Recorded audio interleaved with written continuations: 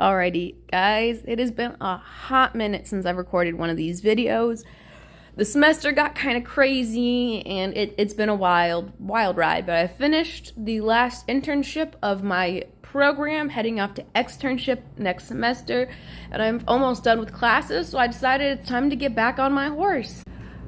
I don't know if you know this, but Assassin's Creed Shadows came out a couple weeks ago. It is set in feudal Japan, and I was playing it. I love Assassin's Creed. I always have them. I love the game. Super happy with it, but I kept finding, at night, fireflies. And feudal Japan and fireflies remind me of a very specific movie I grew up watching. And I've also been feeling super nostalgic getting ready to move back home to Cleveland.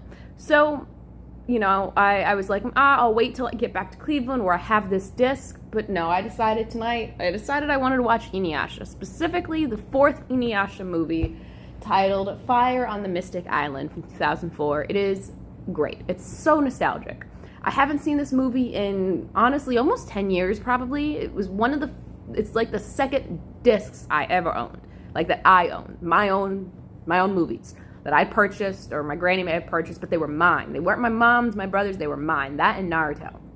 Anyone growing up in the early 2000s watching Toonami watched Inuyasha or Naruto.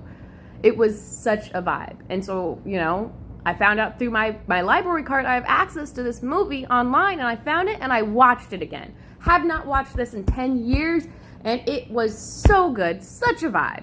I like to distinguish that this isn't necessarily like a literary masterpiece. This isn't like a movie that's going to change your perception of the world, but it's pretty fundamental to how I view the world, considering I've been watching it since maybe not 2004, but that early, really.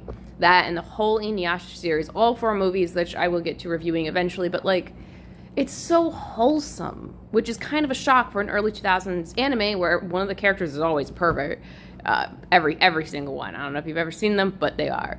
But they gotta help the kids get off the island, and the fireflies are, their deceased family who's taking care of them as best as they can, and it's just such a beautiful little story, and it's so cheesy, and it's exactly what you want from an anime movie, or at least exactly what I want. It's just the right level of cheese and fight scenes and drama and, character development that, you can only have so much character development in an anime movie, but it was so nice to sit and watch this again, because it was almost like watching it for the first time again. And I will say, one day when I have kids, I'm playing this for them, all of them. I'm gonna give it a 8 out of 10. It's not perfect, but it's good.